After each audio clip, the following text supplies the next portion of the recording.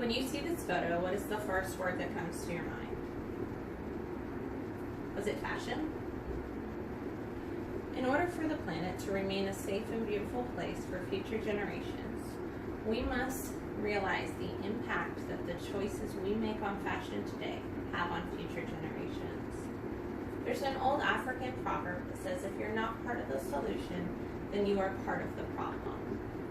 After reading many journals and articles about how fashion affects the environment, I've chosen to share with you this topic today.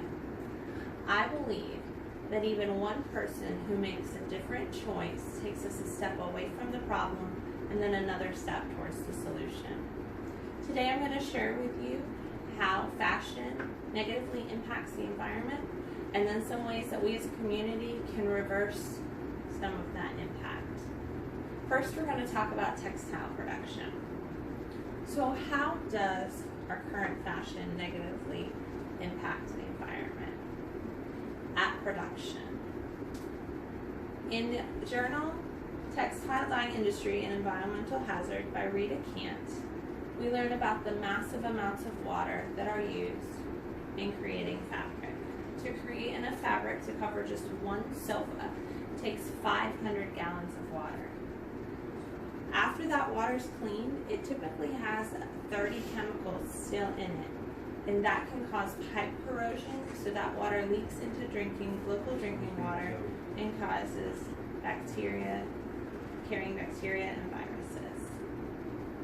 Another negative impact is the fashion magazine, media, and advertising.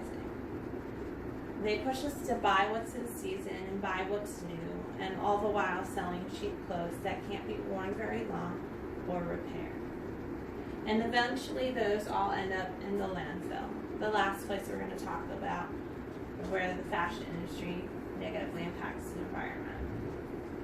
According to McCarthy of Remake, over 80% of all textiles thrown away end up in a landfill. It can take up to 200 years for those things to break down, all the while emitting dangerous gases. It's estimated that 21 billion pounds of textile waste goes into our landfill every year. So how can we stop and even reverse some of these negative effects? First, we can change how the fabric is made. There are companies that have found ways to save 20 to 50% of water waste when creating textiles. There are also fibers that when you grow their crops, like hemp and linen, they use far less water and pesticides than your typical cotton. According to Kant, we also have the option of air dyeing, which would save 95% of water waste and emit less dangerous gases. We can also change how we buy.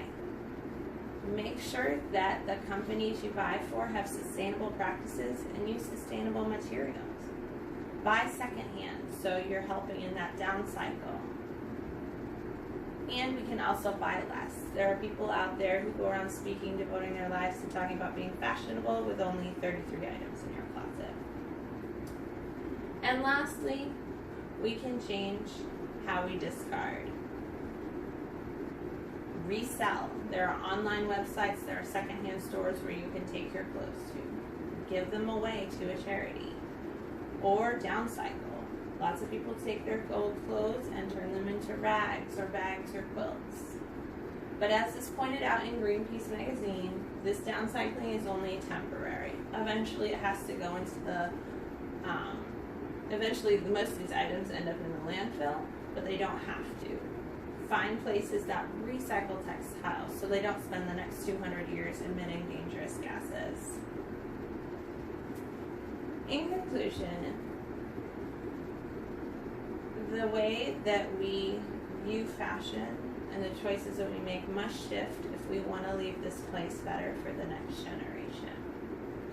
Before I leave today, I want to challenge you on 3 areas that you can make a difference and you can help with this. First is be aware and share. Don't take my word for it. Go out and research for yourself. Research and vote. There are laws that make the pollution that's happening right now possible, and there are laws that are stopping us from growing crops such as hemp. And last, change the way you purchase and dispose. Purchase sustainably and occasionally, and when you dispose, resell, downcycle, and then make sure we're recycling. The next time you get dressed, I want to think about how your fashion choices are molding tomorrow and the planet for future generations. Are you part of the solution?